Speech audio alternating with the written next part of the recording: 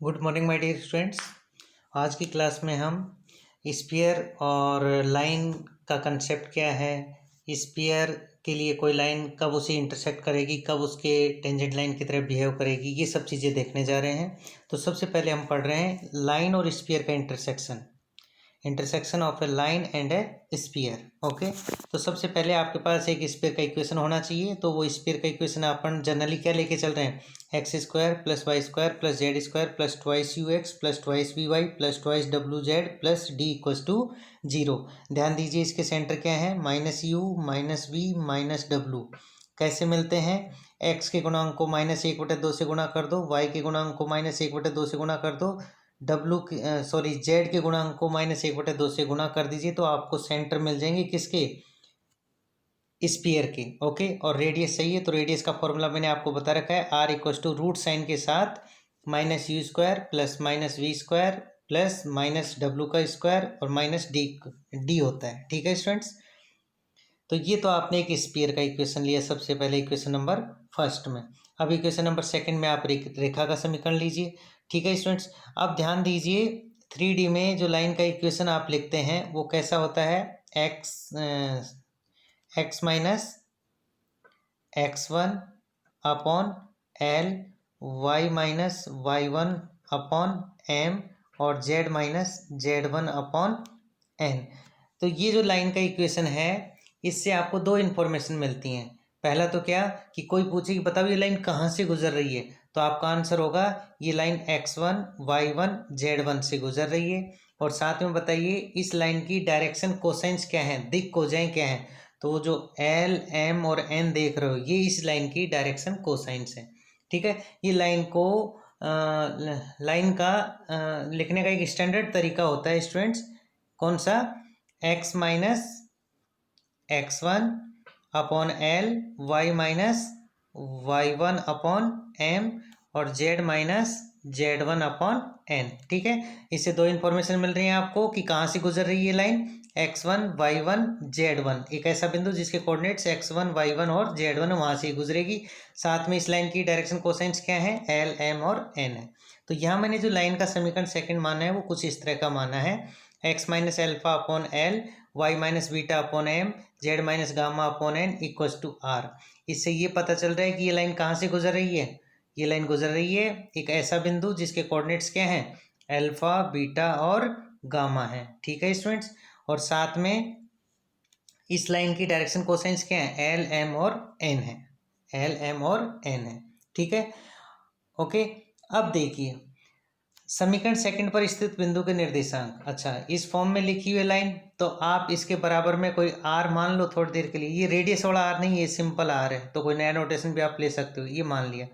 अब मैं कहूँ कि एक्स बिंदु के कोऑर्डिनेट्स क्या होंगे, एक्स बिंदु के निर्देशांक क्या होंगे, तो आप क्या करोगे, इसको और इसको सोल्व करोगे, x minus alpha upon l equals to r, तो वहाँ से एक्स इक्वस टू ये मिलेगा, ऐसे ही वाई इक्वस टू ये मिलेगा, z equals to n into r plus gamma मिल जाएगा। कैसे, इसको और इसको इक्वल करोगे तो आपको क्या देगा, y देगा, और इसको इक्वल करोगे तो आपको क्या देगा, z देगा। ठीक है, तो कहने का मतलब आपको एक लाइन है जो अल्फा बीटा गामा से गुजर रही है, इस लाइन पे किसी बिंदु के निर्देशांक इस टाइप के होंगे जो इक्वेशन नंबर थर्ड रिप्रेजेंट कर रही है।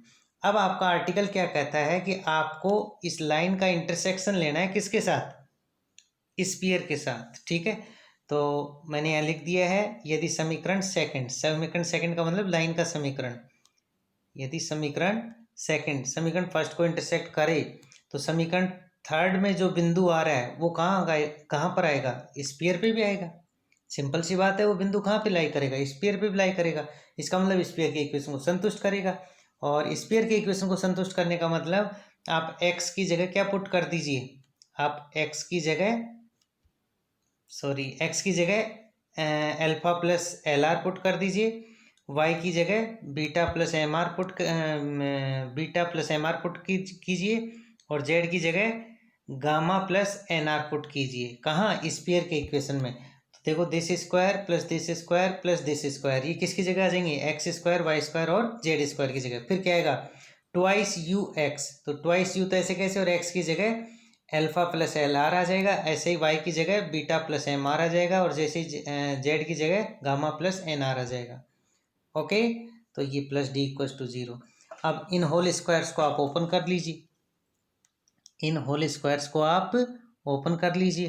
तो ये देखो मैंने ओपन कर दिया, ये सेकंड होल स्क्वायर ओपन कर दिया, और ये थर्ड होल स्क्वायर ओपन कर दिया, और यहाँ सबको मल्टीप्लाई कर दो। जैसे 2u को इसके साथ ही मल्टीप्लाई कर दो और एल आर के साथ ही मल्टीप्लाई कर दो, तो ये मल्टीप्लाई करके ऐसे लिख दिया। ठीक है, अब मैं क्या कर रहा हूँ कि आर में क्वाड्रेटिक इक्वेशन बन रहा है ये, मतलब आर स्क्वायर का ब्रैकेट बना लिया, फिर मैं क्या बना लूँगा, आर इंटू के साथ क्या बन रहा है, मतलब आर का ब्रैकेट बना लिया, तो ये आर का ब्रैकेट बन गया, देखो। ठीक है, ये आर का ब्रैकेट बन गया, और ये का आपकी कांस्टेंट बन गई। ठीक है, अब इक्वेशन नंबर 4 को आप ध्यान से देखिए स्टूडेंट्स। 4 की शक्ल सूरत कैसी दिखाई दे रही है, a r square plus b r plus c equals to 0, और ये आपकी क्वाड्रेटिक इक्वेशन है, द्विघात समीकरण है। किसमें, आर में। किसमें, आर में। ठीक है, तो आर में द्विघात समीकरण है, तो इसका मतलब इसे सोल्व करोगे तो आर के कितने मान मिलेंगे, 2 मान मिलेंगे। माना पहला मान R1 है, दूसरा मान क्या है, R2 है। ठीक है, तो आर के 2 मान मिल गए आपको, R1 और R2। जैसे ही आपको आर के मान मिल गए, इसका मतलब आपको इस लाइन पे 2 पॉइंट मिल जाएंगे, मतलब इस लाइन की हेल्प से आपको 2 पॉइंट मिल जाएंगे। ठीक है, कौन कौन से, आपको ये पॉइंट मिल जाएंगे। ये एक्चुअल में जब लाइन सेकंड से आपने एक्स वाई और जेड के मान प्राप्त किए थे, तो एक्स का मान क्या मिला था, alpha plus l are, alpha plus l are, और आर के कितने मान मिल गए, 2 मान, तो ये क्या बन जाएगा, एल्फा प्लस एल R1 और एल्फा प्लस एल R2। तो या तो ये कोऑर्डिनेट होगा या ये कोऑर्डिनेट होगा। ऐसे ही y बराबर क्या मिला था, बीटा प्लस एम आर भी मिला था, आर की जगह R1 और R2 रखोगे तो ये मिल जाएगा, ये मिल जाएगा, ऐसे ही जेड के लिए ये आ जाएगा। ठीक है, तो पहला कंसेप्ट यही था स्टूडेंट्स कि ये आपके पास एक स्फीयर है, इसको इंटरसेक्ट किया किसी लाइन ने, तो ये 2 बिंदुओं पे इंटरसेक्ट कर रही है, ए बिंदु पे और बी बिंदु पे। अब ए बिंदु का निर्देशांक क्या होगा, ये हो जाएगा, ए बिंदु का निर्देशांक क्या है, ये, और बी बिंदु का निर्देशांक ये हो जाएगा, ये कहा है इसने। ठीक है, तो आप इसका कंसेप्ट समझें, जो मैंने किया है ना प्रोसेस, उसको समझें। क्यों, क्योंकि थोड़ी देर बाद आपको स्पर्श तल का समीकरण निकालना है गोले के लिए। ठीक है, वो का एग्जाम के पॉइंट ऑफ व्यू से काफ़ी इंपॉर्टेंट है, और उसका क्वेश्चन लगभग आपके सामने होता है, करना होता है आपको। ठीक है, तो ये जितना काम मैंने अभी तक बताया है, ये पॉइंट्स के कोऑर्डिनेट्स निकालना, यहाँ तक का काम वहाँ भी होगा। तो स्टोरी क्या है, आपके पास एक स्फीयर का इक्वेशन है, आपके पास एक लाइन का इक्वेशन है, लाइन के इक्वेशन से आप एक्स वाई जेड निकाल लीजिए। ठीक है, अब आप कह रहे हो कि ये लाइन इस स्फीयर को इंटरसेक्ट कर रही है, इसका मतलब इस लाइन पे जो जो बिंदु आएगा वो स्फीयर पे भी आएगा। तो लाइन का बिंदु आपने कैलकुलेट कर रखा है, उसको स्फीयर के बिंदु में ले जाके रख दीजिए, एक्स वाई जेड की जगह मान रख दीजिए, तो वहाँ से आपको आर में क्वाड्रेटिक इक्वेशन मिलेगी। और क्वाड्रेटिक इक्वेशन के कितने मान आते हैं, 2 मान आते हैं, उनको सोल्व करने पे। तो अपन ने यहाँ सोल्व नहीं किया, मैथ कंसेप्ट के अकॉर्डिंग लिख दिया कि आर, इसे सोल्व करेंगे तो आर के 2 मान R1 और R2 मिल जाएंगे। ठीक है, अब आर की जगह R1 लेते हैं तो ए बिंदु के कोऑर्डिनेट मिल जाएंगे, आर की जगह R2 लेते हो तो बी बिंदु के कोऑर्डिनेट्स मिल जाएंगे। ठीक है, आर की जगह R2 लेने पे।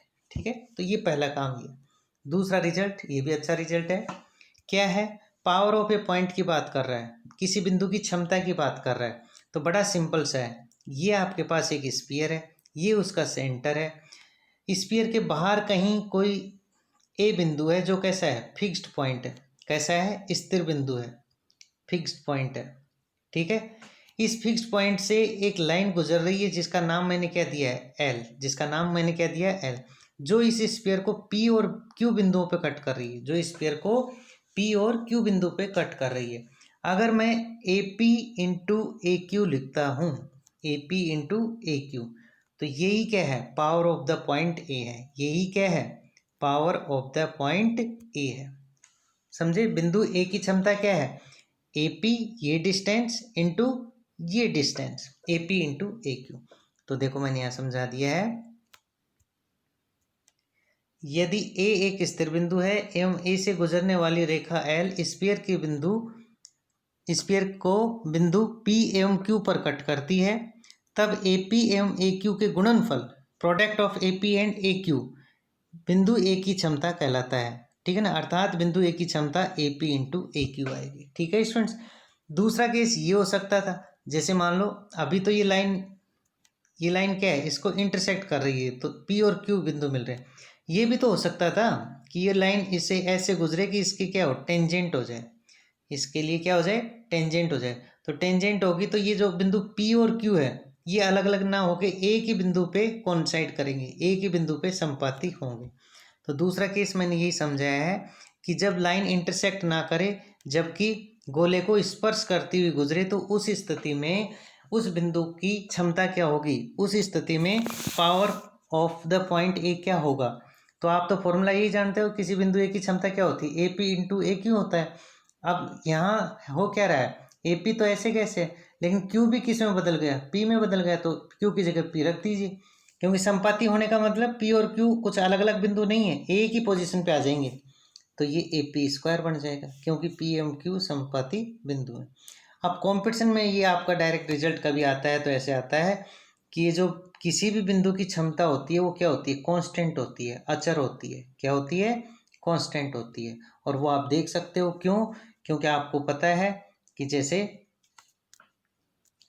ए पी ये एक डिस्टेंस है d1 और ए क्यू ये भी क्या एक डिस्टेंस है d2। तो एक डिस्टेंस अपने आप में क्या होती है, कांस्टेंट, दो कांस्टेंट्स का मल्टीपल अगेन क्या होता है, कांस्टेंट। तो बस ये रिजल्ट होता है आपका कि किसी बिंदु की क्षमता हमेशा कैसी होती है, कांस्टेंट होती है, कैसी होती है, कांस्टेंट होती है। तो इसे आप याद रखिए। नेक्स्ट देखिए, गोले की स्पर्श रेखा, गोले की स्पर्श रेखा, ये आपका एक गोला है, उसका कोई ना कोई सेंटर है, ठीक है। तो ये जो डैश डैश लाइन शो कर रखी है, ये लाइन इसके लिए किसका काम कर रही है, टेंजेंट का काम कर रही है, किसका, स्पर्श रेखा का काम कर रही है। क्यों, क्योंकि ये इसे क्या है, इसको स्पर्श करते हुए गुजर रही है, ठीक है ना। तो एक रेखा जो गोले को दो संपाती बिंदुओं पर काटती है, ध्यान देना स्टूडेंट्स, एक रेखा जो गोले को दो संपाती बिंदुओं पर काटती है वह उस बिंदु पर गोले की स्पर्श रेखा कहलाती है। बहुत से स्टूडेंट्स कंफ्यूज होंगे कि सर ये जो दो संपाती बिंदु क्यों बोल रहे हो आप, क्या ये इसी वर्ड की इंपॉर्टेंस है यहाँ पे। तो आप इसको यहाँ खैर ज़्यादा नहीं समझा पाऊंगा, बट आप इसको ऐसे देख सकते हो, ये आपका एक स्फीयर है, ठीक है। आप एक रेखा लीजिए, ये ली मैंने, कहाँ कहाँ कट कर रही है, पी बिंदु पे और क्यू बिंदु पे, ठीक है। अभी तो ये यहाँ पर है, थोड़ी देर बाद मैं करूँ नहीं इसको यहाँ से हटाओ, ऐसे कट कराओ, तो भी ये क्या है, पी है और ये क्यू है। फिर मैं कहूँ थोड़ी देर बाद नहीं नहीं यहाँ से नहीं, यहाँ से कट कराओ, तो भी ये क्या आएगा, पी और क्यू आएगा, अलग अलग बिंदु आएंगे। लेकिन मैं कहूँ नहीं यहाँ से कट कराओ, तो क्या आएंगे, पी और क्यू आएंगे। तो आपको एक ट्रेंड पता चल रहा है, पहले पी और क्यू यहाँ थे, यहाँ और यहाँ थे, अब यहाँ और यहाँ गए, चेंज हो गई पोजीशन। अब यहाँ गए तो चेंज हुई पोजीशन लेकिन थोड़ा कम हुई, यहाँ गए फिर चेंज हुई पोजीशन लेकिन कम हुई। तो एक स्थिति ऐसी आएगी कि वो जो लाइन है वो गुजरेगी तो जरूर, कट करेगी स्फीयर को, लेकिन कौन साइड पॉइंट्स पे, संपाती बिंदुओं पे कट करेगी। इसलिए इसने यहाँ डेफिनेशन में क्या लिखा है भाई, एक पोजीशन आपके पास ऐसी आएगी कि वो उसे इस तरह से टच करती हुई गुजरेगी। तो उस स्थिति में पी भी यहीं आएगा और क्यू भी यहीं आएगा, पी भी यहीं आएगा और क्यू भी यहीं आएगा। इसलिए उसने कहा है कि दो संपाती बिंदु, ठीक है। एक रेखा जो गोले को दो संपाती बिंदुओं पर काटती है वह उस बिंदु पर गोले की स्पर्श रेखा कहलाती है, ये बता रखा है। फिर उसके बाद आता है गोले का स्पर्श समतल। तो ये भी आप आसानी से बता सकते हो स्टूडेंट्स। जैसे ये इतना काम तो आपने अभी किया ही है, ये आपका क्या है, स्फीयर है, ये उसका सेंटर है, और पी बिंदु पे क्या है, टेंजेंट लाइन है टी। तो इस टेंजेंट लाइन का जो पाथ होगा, इस टेंजेंट लाइन का जो पाथ होता है जिसमें ये टेंजेंट लाइन स्थित होती है, वही आपका क्या कहलाता है, स्पर्श समतल कहलाएगा। इस बिंदु P पर इस गोले के लिए और इस टेंजेंट का, समझे, फिर से समझिए, ये आपके पास टेंजेंट लाइन T है, ठीक है, ये है। तो ये टेंजेंट लाइन T किसी न किसी तो प्लेन में स्थित होगी, ठीक है ना। मतलब टेंजेंट लाइन की वजह से जो बिंदुओं का सॉरी, टेंजेंट लाइन की वजह से जो बिंदु पथ मिल रहा है आपको वो एक प्लेन बनाएगा, ठीक है। तो वो प्लेन आपका क्या कहलाएगा, टेंजेंट प्लेन कहलाता है, ठीक है। कहाँ पर, इस बिंदु P पर, किसके लिए, इस सर्कल के लिए, और किस लाइन के लिए, इस टेंजेंट लाइन के लिए। ठीक है, तो मैंने लिख दिया है माना रेखा टी गोले की बिंदु पी पर स्पर्श रेखा है, तब बिंदु पी पर स्पर्श रेखा टी द्वारा निर्मित पथ लोकस इस बिंदु पर स्पर्श समतल कहलाता है। ठीक है, अब आपके पास जो एग्जाम में क्वेश्चन आता है स्टूडेंट्स, वो ये पूछता है कि इस स्पर्श तल का मैथमेटिकल इक्वेशन फाइंड आउट कीजिए। इस स्पर्श तल का, जैसे ये आपका क्या है, स्फीयर है, और ये आपकी क्या है, टेंजेंट लाइन है टी। ठीक है, अब ये टेंजेंट लाइन को कंटेन करने वाला कोई ना तो कोई क्या होगा, प्लेन होगा। तो वो कहता है कि इस प्लेन का आप मैथमेटिकली इक्वेशन फाइंड आउट करो। ठीक है ना, मतलब इस स्पर्श तल का समीकरण फाइंड आउट कीजिए। ठीक है, जो इस टेंजेंट लाइन टी को कंटेन कर रहा है। ठीक है, तो देखिए जरा, माना गोले का, अच्छा अब इसकी स्टार्टिंग वही है जैसा अभी मैंने थोड़ी देर पहले किया था। सबसे पहला काम गोले का समीकरण, आपको न्यूमेरिकल क्वेश्चन करना होगा तब भी अप्रोच ये लगाओगे। अगर आपको डायरेक्ट फॉर्मूला याद रहता है तो आप डायरेक्ट फॉर्मूला लगा सकते हो, लेकिन आरयू का एग्जाम है, थ्योरेटिकल एग्जाम है, तो ऑब्वियसली आपको स्टेप टू स्टेप तो जाना ही पड़ेगा। शॉर्टकट जाओगे तो शॉर्टकट नंबर मिलेंगे, और मेथड के अकॉर्डिंग जाओगे तो आपको पूरे नंबर मिलने के चांस रहते हैं। ठीक है, तो आपको इस स्पर्श तल का समीकरण ज्ञात करना है। तो पहले आप एक गोले का समीकरण लीजिए जो समीकरण 1 में लिखा हुआ है, फिर एक रेखा का समीकरण लीजिए जो समीकरण नंबर 2 में लिखी गई है। समीकरण 2 में जो रेखा का समीकरण लिखा हुआ है वो एक स्टैंडर्ड फॉर्म में लिखा हुआ है। इससे ये पता चल रहा है कि ये रेखा कहाँ से गुजर रही है, अल्फा बीटा गामा से गुजर रही है, साथ में इसकी डायरेक्शन कोसाइंस LMN है। ठीक है, अब अगर इस रेखा पे कोई बिंदु चाहिए, किसी बिंदु के निर्देशांक चाहिए, तो उसके बराबर में r मान लेते हैं, वहाँ से अपन को x मिल जाएगा, y मिल जाएगा, z मिल जाएगा। ठीक है स्टूडेंट्स, तो ये XYZ मतलब इस तरह का पॉइंट कहाँ पर है, रेखा नंबर 2 पे है। ठीक है, अब समीकरण सेकंड को फर्स्ट से इंटरसेक्ट कराना है, समीकरण नंबर सेकंड को फर्स्ट से इंटरसेक्ट कराना है। तो इंटरसेक्ट कराओगे तो इसका मतलब ये जो बिंदु आ रहा है समीकरण 3 में लिखा हुआ है, इसमें XYZ के कोऑर्डिनेट किसको संतुष्ट करेंगे, स्फीयर के समीकरण को। तो जाइए स्फीयर के समीकरण में XYZ के मान रखोगे तो आपके पास ये चीज़ें मिलेंगी। और थोड़ी देर पहले मैंने आपको बताया था, ये होल स्क्वायर वगैरह ओपन करके आप 1 बाई 1 करके इनको सोल्व करोगे तो आपको देखो ये इक्वेशन मिल जाएगी, इक्वेशन नंबर 4। देख रहे हो स्टूडेंट्स, इक्वेशन नंबर 4 ये आ गई। अब 4 कैसी दिखाई दे रही है, capital AR square plus capital BR plus C equals to 0। अब समीकरण 4 R में क्वाड्रेटिक है, किस में है, R में क्वाड्रेटिक है, द्विघात है। ठीक है, और आपको पता है कि अभी जो ये इक्वेशन है प्रेजेंट में, जो ये समीकरण नंबर सेकंड में जो रेखा है, ये गोले को इंटरसेक्ट तो कर रही है, लेकिन कैसे इंटरसेक्ट कर रही है, स्पर्श करते हुए इंटरसेक्ट कर रही है। कैसे कर रही है, स्पर्श करते हुए इंटरसेक्ट कर रही है।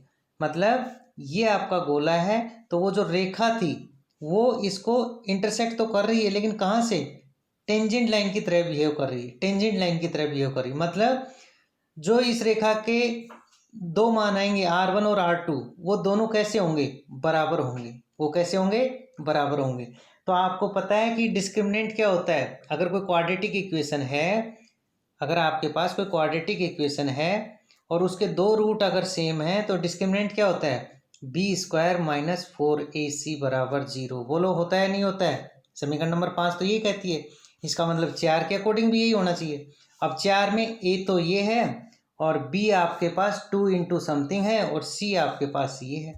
तो देखो आप B² माइनस, अच्छा मैंने यहाँ लिख दिया है, समीकरण 4 गोले के लिए समपाती है, उसको इंटरसेक्ट कर रही है। और कैसे इंटरसेक्ट कर रही है, स्पर्शरेखा की भांति। ठीक है, अतः R के दो मान समान होंगे, समान मान होंगे तो डिस्क्रिमिनेंट B² माइनस 4AC बराबर 0 लगेगा, जो समीकरण 5 के अकॉर्डिंग लिखा है। तो समीकरण 4 में जाइए, क्या आपके पास B है, क्या आपके पास A है और क्या आपके पास C है, ये सारे मान आप रखोगे तो आपके पास ये रिजल्ट आएगा। अब जरा ध्यान से देखिए, देखो B था इसमें 2 इंटू समथिंग इसका स्क्वायर, और A आपके पास ये था और C आपके पास ये था। C को गौर से देखिए, C क्या लिखा हुआ है, α² plus β² plus γ² plus 2u α plus 2v β plus 2w γ plus d लिखा हुआ है। ठीक है। इसका मान क्या होता है स्टूडेंट, जीरो होता है। इसका मान क्या होता है, जीरो। अब आप कहोगे सर ऐसा क्यों, क्योंकि स्फीयर का समीकरण x square plus y square plus z square ऐसा कुछ था, और आपको पता है कि अल्फा बीटा गामा इस स्फीयर का ही तो पॉइंट है, तो उसको सेटिस्फाइड करेगा। सेटिस्फाइड करेगा तो मतलब एक्स की जगह अल्फा, वाई की जगह बीटा, जेड की जगह gamma, plus 2u alpha plus 2v beta plus 2w gamma plus d equal to zero. तो ये स्फीयर के इक्वेशन की वजह से ये चीज़ क्या हो जाएगी, जीरो में चली जाएगी, अल्फा बीटा गामा बिंदु पर। और ये जब जीरो में चली जाएगी तो आपके पास सिंपल ये बचेगा, चार भी जीरो में जा नहीं सकता, तो इसका मतलब ये चीज़ जीरो बच गई। अब ये देखो L into alpha plus u है, M into beta plus v है, और N इंटू गामा प्लस डब्लू बराबर जीरो है। अब समीकरण नंबर सेकंड में जाइए। समीकरण नंबर सेकंड में क्या था, याद कीजिए। समीकरण नंबर सेकंड में था x minus alpha upon L किसके बराबर, r के। तो यहाँ से l कितना आ जाएगा, तो l यहाँ से आ जाएगा x minus alpha upon r आ जाएगा। तो देखो l equals to x minus alpha upon r, ऐसे ही m निकाल लो और ऐसे ही n निकाल लो। समझे स्टूडेंट्स, समीकरण सेकंड से lmn के मान निकाल लीजिए तो ये आ जाएंगे आपके पास। ठीक है। अब समीकरण 6 में एल एम और एन के मान रख दीजिए। तो ये देखो मैंने एल एम और एन के मान रख दिए हैं स्टूडेंट्स। ठीक है, ये मान रख दिए। अब मान रखने के बाद देखो आर एलसीएम लेके इधर जीरो में भेज दो तो ये जीरो में चला गया। तो ये क्या बचा आपका, x minus alpha into alpha plus u, y minus beta into beta plus v, z minus gamma into gamma plus डब्लू बराबर जीरो। अब स्टूडेंट ध्यान दीजिए, यहाँ पे सबसे पहले आप मल्टीप्लाई करो, और ये मल्टीप्लाई थोड़ा सा स्मार्ट तरीके से ध्यान में रखते हुए देखो, समझना कैसे। x को अल्फा से किया तो x अल्फा, y को बीटा से किया तो y बीटा, z को गामा से किया तो z गामा। ठीक है, ओके, पहला काम तो ये किया। दूसरी बार मैंने क्या किया स्टूडेंट्स, दूसरी बार मैंने इस x को u से, इस y को v से और इस z को w से। तो देखो मैंने यू एक्स वी वाई डब्ल्यू जेड आ गए। ठीक है, अब बचा क्या, माइनस अल्फा अल्फा से, माइनस बीटा बीटा से, और माइनस गामा गामा से।